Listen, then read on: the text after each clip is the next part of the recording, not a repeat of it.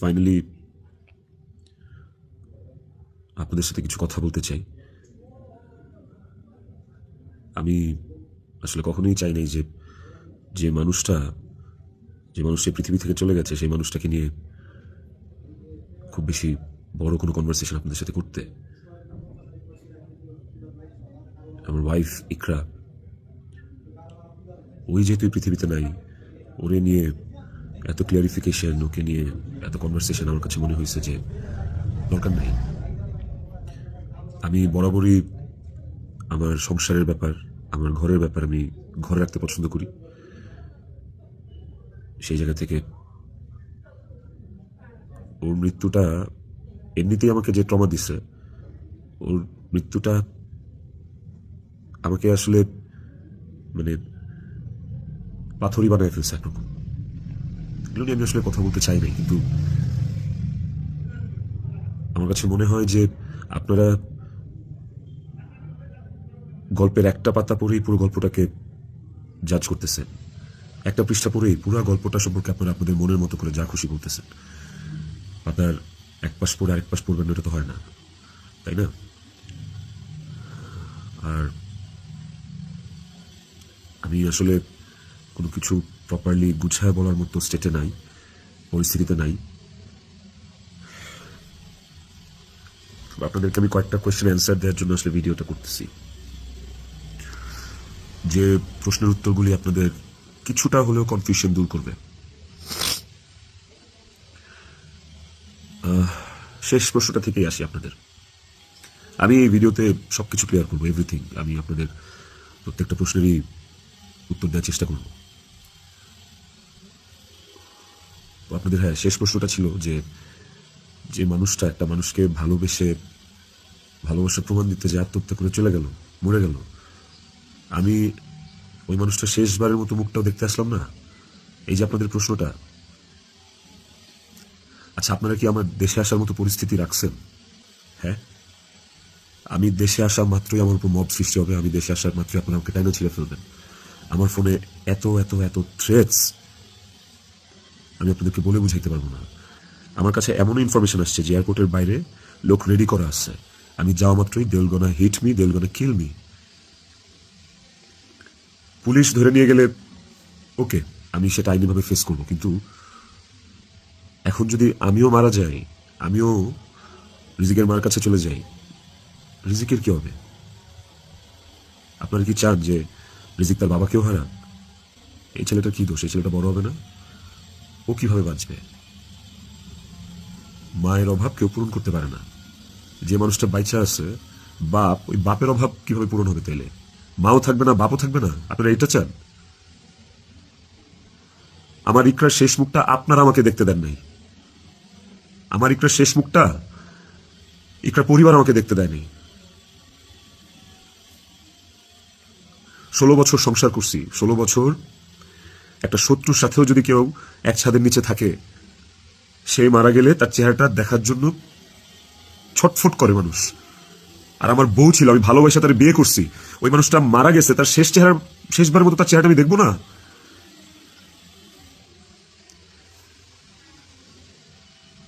দেখেন, আমি না আসলে আপনাদের সাথে এখানে কোনো ফেক কথাবার্তা, মানে ফেক কান্নাকাটি, ফেক আপনাদের থেকে ইমোশন নেয়া, এগুলো নিয়ে কথা বলার জন্য আমি আসিনি। আমি আপনাদেরকে আমার জায়গাটা আমি ক্লিয়ার করতেছি। আমি নাম হয়ে গেছি।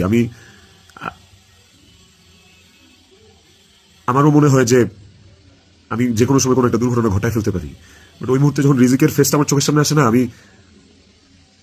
আমি নিজেকে শক্ত না করা ছাড়া আমি কোনো উপায় দেখি না। কারণ এখন আমার কাছে সবচেয়ে ম্যাটার করে রিজিকের লাইফ। ইকরা নাই, ওকে আর ফিরে আনা কোনোদিন সম্ভব না। আমার কাছে এখন সবচেয়ে বেশি প্রায়োরিটি হচ্ছে রিজিকের জীবনটা। আপনারা না রিজিককে ভালোবাসেন, আপনারা না রিজিককে নিয়ে অনেক কনসার্ন। এই যে এত এত গালি আর হেট্রেড আমাকে নিয়ে, এত কিছু, সবকিছুর অ্যান্সার আপনাদেরকে আমি দিব। তার মধ্যে একটা জিনিস আমাকে একটু হলেও স্বস্তি দিচ্ছে, সেটা হচ্ছে যে আপনারা রিজিককে নিয়ে অনেক কনসার্ন।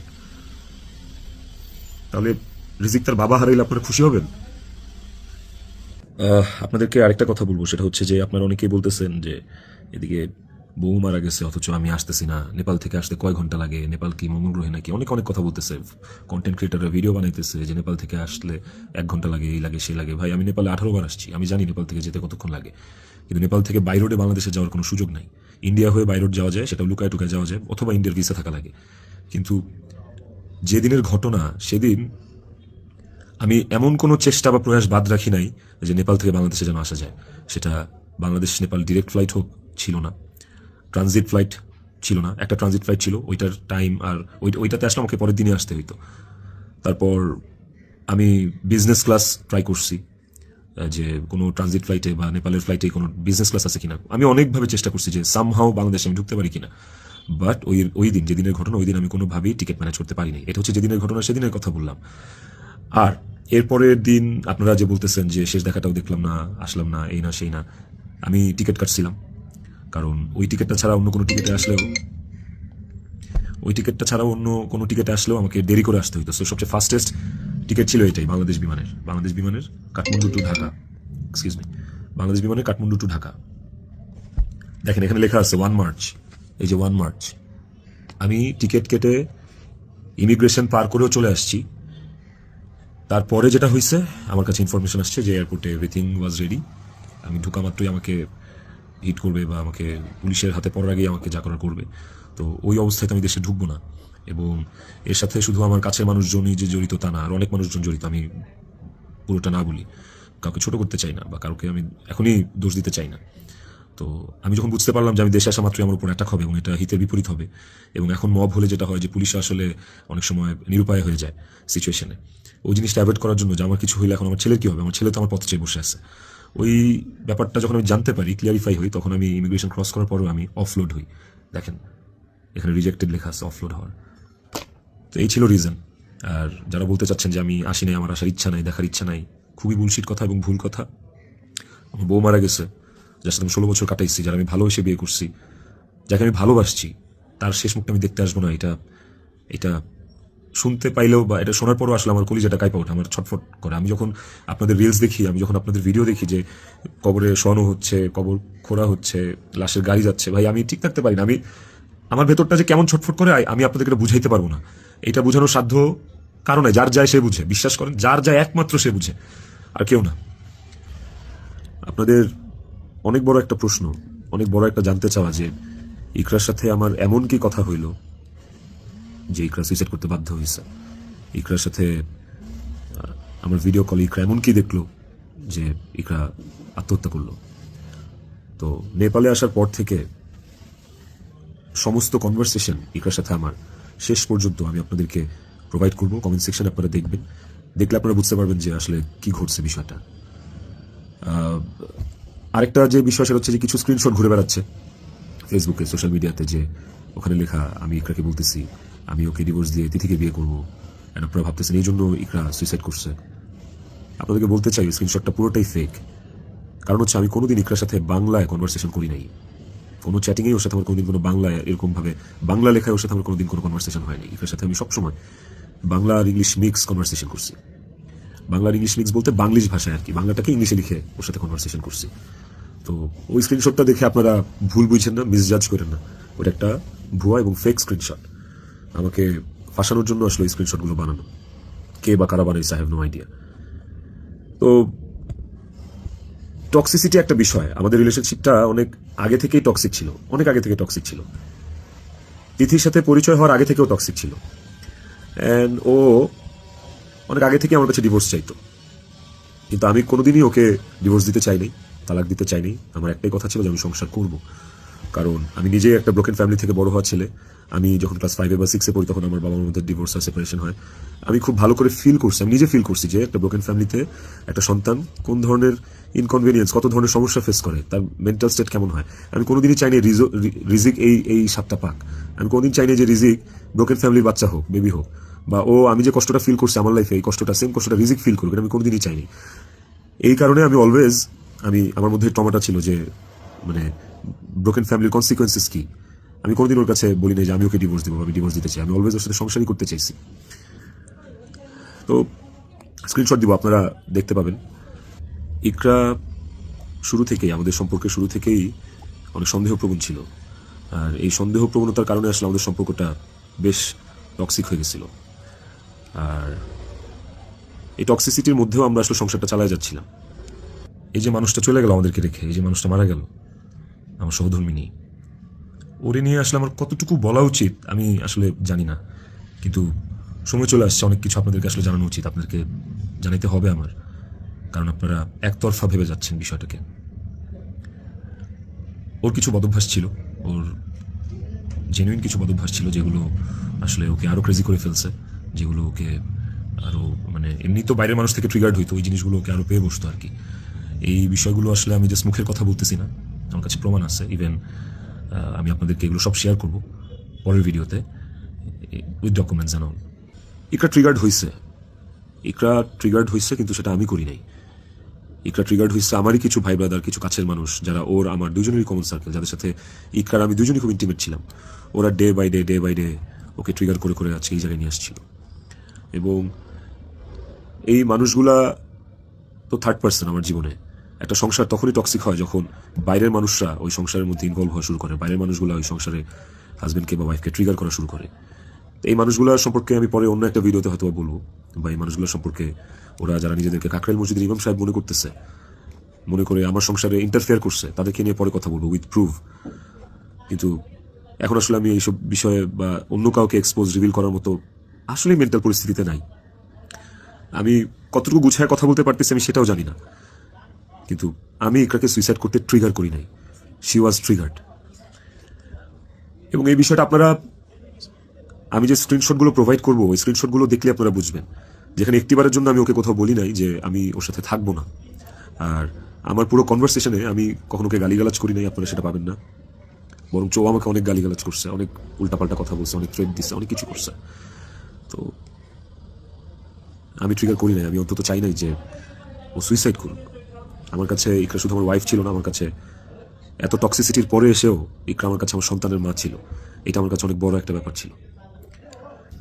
আপনাদের আরেকটা বড় প্রশ্ন বা জানার ব্যাপার ছিল যে ইকরার মৃত্যুর আগে ওর ভিডিও কলে ও এমন কি দেখছে বা আমি এমন কি বলছি ভিডিও কলে যে কারণে ও বাধ্য হয়েছে সুইসাইড করতে। আপনাদেরকে যে স্ক্রিনশটটা দিব ওই স্ক্রিনশটটাতে আপনি নিচে গেলে দেখতে পারবেন যে একটা কনভারসেশনের পরে ওর সাথে আমার একটা 22 সেকেন্ডের ভিডিও কল। ওই 22 সেকেন্ডের ভিডিও কলটার বিষয় বলি। ও আমাকে কল দিচ্ছে, আমি ফোনটা ধরছি, ধরার পর ও আমাকে বলছে যে আমার শেষবারের মতো দেখে না, আমার আর জীবনে কোনোদিন দেখবি না। তো ওর ওই কথাটা শোনার পরে আমার কাছে মনে হয়েছে যে আমি খুব ঘাবড়ে গেছি, ভয় পেয়ে গেছি যে নিশ্চয়ই কোনো একটা দুর্ঘটনা ঘটবে। সাথে সাথে আমি আমার অ্যাসিস্ট্যান্টকে কল দিচ্ছি যে ম্যাডাম পাগলামি করতেছে, ম্যাডামদের তাড়াতাড়ি যা দেখ ম্যাডাম কি করতেছে, তাড়াতাড়ি পাগলামি করতেছে। ওই অ্যাসিস্ট্যান্টের সাথে কথা বলার সময় আমার ফোনে ওই কথা বলা অবস্থাতে আরেকটা ভিডিও কল আসছে। অ্যাসিস্ট্যান্টকে আমি হোয়াটসঅ্যাপে কথা বলতেছিলাম, মেসেঞ্জারে আমার ভিডিও কলটা আবার আসছে টিকটক থেকে। তো অ্যাসিস্ট্যান্টের সাথে কথা বলতে বলতে ওই কলটা রিসিভ করতে পারি নাই। অ্যাসিস্ট্যান্ট ততক্ষণে ম্যাডামের ওখানে গেছে, আর আমার কলটা যেহেতু আমি ধরতে পারি নাই, তারপর আমি অ্যাসিস্ট্যান্টের সাথে কথা শেষে আমি নিজে কল ব্যাক করছি। তারপর ওই কল ওখান থেকে আর কখনো রিসিভ হয় নাই। তো আমার কথা হচ্ছে যে আমার কথা ভাবে নাই, মানলাম। আমার ছেলেটা রিজিক পর্যন্ত যে ওকে গেটে ধাক্কা দিচ্ছে, নক করছে, বলছে যে মা দরজা খুলো, মা দরজা খুলো। রিজিকের কণ্ঠস্বরটা কি ওর কানে যায় নাই? রিজিকের প্রতি ওর একটু মায়া কাজ করে নাই রিজিকের কথাটা শোনার পরে? তো এই ভিডিও কলের বিষয়টাও আপনাদেরকে আমি ক্লিয়ার করলাম। আই হোপ আপনারা স্ক্রিনশট দেখলে বুঝতে পারবেন। এবার আসছে নেপালের শুটিং প্রসঙ্গ। নেপালে কি আমি এই প্রথম জীবনে শুটিং আসছি? এর আগে আমি নেপালে শুটিং করছি, এর আগে আমি মালয়েশিয়াতে শুটিং করছি, থাইল্যান্ডে শুটিং করছি, সুন্দরবনে শুটিং করছি, দেশে মানিকগঞ্জ, কক্সবাজার, কত জায়গায় কত আউটডোরে শুটিং করছি। তিথিও ছিল অনেক শুটিংয়ে। ওইসব শুটিংয়েও কিন্তু আমার আশেপাশের মানুষগুলা যারা প্রিটেন্ড করতো যে তারা আমার শুভাকাঙ্ক্ষী, বাট অ্যাকচুয়ালি তারা আমার শুভাকাঙ্ক্ষী না, ওই মানুষগুলা কিন্তু তখন ইকরাকে অনেক ট্রিগার করতো। কই, তখন তো ইকরা এই ধরনের কোনো স্টেপ নেয় নাই, তখন তো আত্মহত্যা করে নাই। আপনারা ইকরার আর ইকরার বান্ধবীর স্ট্যাটাস, সরি কি বলে ওটাকে, স্ক্রিনশট বোধহয় পড়ছেন। ওখানে কিন্তু ইকরা নিজেই স্পষ্ট লিখছে যে ও এইসব মানুষের কথাবার্তা নিতে পারতেছে না, গত 3 বছর ধরে ও এইসব মানুষের ট্রিগার আর সহ্য করতে পারতেছে না। ও নিজের কথা ও নিজে লিখছে, আপনারা পড়ছেন। তো কিভাবে বলেন যে আমার ইকরাকে আমি মেরে ফেলছি? আমার ইকরাকে এইসব মানুষ মেরে ফেলছে, এরা মেরে ফেলছে ট্রিগার করতে করতে, ওর কান ভরতে ভরতে। ইকরা ওয়াজ সো সফট হার্টেড, ও বাইরে থেকে অনেক শক্ত কিন্তু ভেতরে খুব নরম একটা মানুষ ছিল। ওকে খুব সহজে ম্যানিপুলেট করা যেত, ও মানুষের কথা বিশ্বাস করতো কারণ ও খুব সহজ সরল ছিল। তো এই আশেপাশে মানুষগুলো এই সুযোগটাই আসলে কাজে লাগাইছে, আশেপাশে মানুষগুলো এই চান্সটাকেই আসলে ইউটিলাইজ করছে।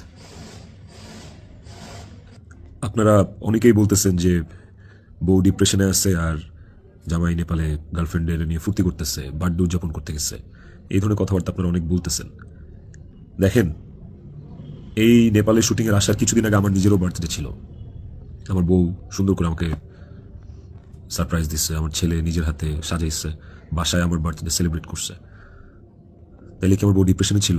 ডিপ্রেশনে থেকে আমাকে এত সুন্দর সারপ্রাইজ দিয়ে আমার বার্থডে সেলিব্রেট করছে। এই ছবিগুলো তো ফেসবুকে আছে, কিছুদিন আগের ছবি। আর নেপালের যে বিষয়টা, তার আগে বলি যে আমরা যারা ইন্ডাস্ট্রিতে কাজ করি, আমাদের যখন কারো জন্মদিন থাকে সেটে, সেটা যেই হোক, সেটা হিরো হোক, হিরোইন হোক, ডিরেক্টর হোক, প্রডিউসার হোক, একটা মেকআপ আর্টিস্ট হোক বা একটা প্রোডাকশন বয় হোক, আমাদের শুটিং সেটে যখন কারোর জন্মদিন থাকে, আমরা সবাই শুটিং টিম থেকে, শুটিং ইউনিট থেকে তার জন্মদিনটা সেলিব্রেট করার চেষ্টা করি। কারণ আমরা সবাইকে ফ্যামিলি মেম্বার মনে করি, কেক কাটি ওই মানুষটাকে খুশি করার জন্য। তো ওই শুটিংয়ের মধ্যে, নেপালের শুটিংয়ের মধ্যে তিথির জন্মদিন, একটা অ্যাক্টরের জন্মদিন, আমাদের নায়িকার জন্মদিন, ওইটা কেক কেটে সেলিব্রেট করাটা কি দণ্ডনীয় অপরাধ আমার জন্য? আর আমি তো সেলিব্রেট করি নাই, আমার তো সেলিব্রেশন ছিল না, পুরো ইউনিট সব কিছু অ্যারেঞ্জ করছে। আমি একটা কেকও দেই, আমি একটা গিফটও দেই নাই ওকে। যে যার যার মতো গিফট দিচ্ছে, কেক আনছে, সুন্দর করে সবাই মিলে ইউনিটের পক্ষ থেকে আমরা ওর বার্থডেটা সেলিব্রেট করছি। এবং ওর বার্থডেটা যে সেলিব্রেট করছি সেটাও চেষ্টা করছি খুব লোকিভাবে করার। স্টিল অনেকে ছবি তুলছে, দিছে, বাট আমার কাছে মনে হয়েছে যে এই জায়গায় তিথির জায়গায় বিধি থাকতে পারতো, এই জায়গায় আমি থাকতে পারতাম, যে অনেকেই থাকতে পারতো। ধরেন, এই নেপালে শুটিং আসার কিছুদিন আগে আমার জন্মদিন ছিল, তখন আমি একটা শুটিংয়ে ছিলাম, সেই শুটিংয়ে আমার জন্মদিন কেক কেটে উদযাপন করছে সেটে। তো আপনারা কি বলবেন যে আমার জন্মদিন উদযাপনের জন্য ওই দিন শুটিং রাখা হয়েছে, শুটিং করা হয়েছে? আর নেপালের মতো একটা আউটডোর শুট, আউটডোর শুটে এমনি যাওয়া যায় না। একটা আউটডোর শুটের অনেক প্ল্যান লাগে, যেটা 1-1.5 মাস আগে থেকে করা লাগে। যে আউটডোর শুটের স্ক্রিপ্ট থাকা লাগে, অনেক কিছু আছে, আর্টিস্টদের স্কেডিউল, অ্যাকোমোডেশন, ট্রান্সপোর্টেশন, টিকেট, অনেক কিছু থাকে। সো বার্থডে উদযাপন করার জন্য নেপাল গেছি, এই কথাটাও আসলে যারা ইন্ডাস্ট্রি তারা আসলে এই কথাটা বলতে পারে না, বাইরের মানুষদেরকে আমি আর কি বলবো। তো এই বিষয়টা আপনাদেরকে ছোট করে একটু ক্লিয়ার করলাম। আই হোপ এই জিনিসটাকে আপনারা সহজ এবং সরলভাবে দেখবেন, এটাকে খুব জটিলভাবে দেখার কিছু নাই। আপনারা অনেক জায়গায়, অনেক ছবিতে, অনেক পোস্টে হয়তো বা দেখে থাকতে পারেন যে ইকরা এবং তিথি একই সাথে আছে, একই জায়গায় আছে, হয়তো কোনো পার্টিতে বা কোনো কফি শপে বা যে কোনো আড্ডায়। এরকম অনেক অনেক মোমেন্টস আমাদের একসাথে আছে, আমিও ছিলাম। এই আমার জন্মদিনে, আমার এই বছরের আগের বছরের জন্মদিনে সবাই ইনভাইটেড ছিল, সেখানে তিথিও ইনভাইটেড ছিল। যদি বিষয়টা এতটাই টক্সিক হইতো, তাইলে কি এই জিনিসটা এত সহজ হইতো একটা মেয়ের জন্য, যে তার হাজবেন্ডের একটা মেয়ের সাথে রিলেশন, সেই মেয়েটাকে তার বার্থডেতে ইনভাইট করে তার সাথে কফি খেয়ে তার সাথে আড্ডা দিয়ে, জিনিসটাকে কেমন না বিষয়টা? এবং সেটা তো একবার দুইবার না, একাধিকবার। তিথির বিষয়টা নিয়ে যদি বলি, দীর্ঘদিন একসাথে কাজ করার কারণে, একসাথে স্ক্রিন শেয়ার করার কারণে আমাদের ইন্ডাস্ট্রিতে একটা আর্টিস্টের সাথে একটা আর্টিস্টের ভালো বন্ধুত্ব, ভালো বন্ডিং হইতেই পারে। তিথির সাথেও আমার খুবই ভালো একটা বন্ডিং ক্রিয়েট হয়েছিল এবং একটা নির্ভরশীলতার জায়গা আমাদের মধ্যে ছিল। তার মানে এই না যে আমি ইকরাকে ডিভোর্স দিয়ে তিথিকে বিয়ে করব, এই কথা না আমি কোনোদিন ইকরাকে বলছি, না তিথি কোনোদিন আমাকে এই কথা বলছে। সো এইটাকে এত জাস্টিফাই আপনারা করতে পারেন না। আই হ্যাভ প্রুভ, আমি আমি আমি কয়েক জায়গায় লিখছি যে তুমি আমার ওয়াইফ, ইকরাকে, যে তুমি আমার ওয়াইফ, তো আমার লাইফে ওয়াইফ একটাই, and it is you, and আমি তোমাকে ডিভোর্স দিব না, আমি তোমার সাথে সংসার করতে চাই। কয়েকবার এই কথা আমার কনভারসেশনে লেখা আছে, আপনারা দেখবেন। তিথির প্রতি এই সুন্দর একটা নির্ভরযোগ্যতার জায়গা তৈরি হওয়ার পেছনে যে কারণটা, সেটা হচ্ছে যে চারপাশে এত এত ভুল মানুষ দেখছি, চারপাশে এত এত কি বলে এটাকে, দুধের মাছি আমি পাইছি এই বিগত বছরগুলোতে। ওকে আমার কাছে অনেস্ট মনে হয়েছে, ওকে আমার কাছে ডেডিকেটেড মনে হয়েছে, আমার কাছে মনে হয়েছে যে অন্তত এই মানুষটা আমার জন্য ক্ষতিকারক না।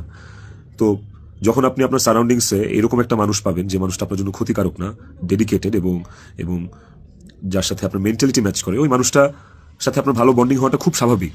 শুধু আমার না, আর অনেকের এরকম হয়। আমার এখন যেটা মনে হইতেছে সেটা হচ্ছে যে ইকরা আমার কাছে যতবার ডিভোর্স চাইছে, ও যতবার বলছে যে আমাকে ডিভোর্স দিয়ে দাও, আমার আসলে ওকে ডিভোর্স দিয়ে দেওয়া উচিত ছিল, তাহলে অন্তত ইকরা তো বেঁচে থাকতো।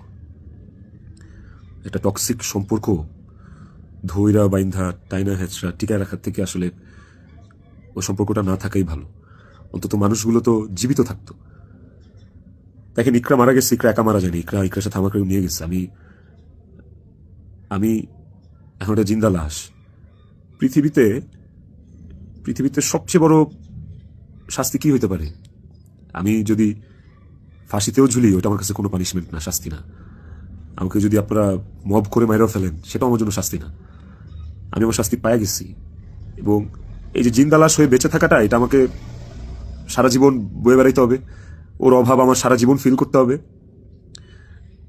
আমার নিজের জন্য বাঁচার আসলে আর কিছু নাই। আমি আমার শাস্তি পায়ে গেছি। আমি আমি এর চেয়ে বড় কোনো শাস্তি হইতে পারে না যে আমি একটা জীবিত লাশ হয়ে সারাটা জীবন পার করব।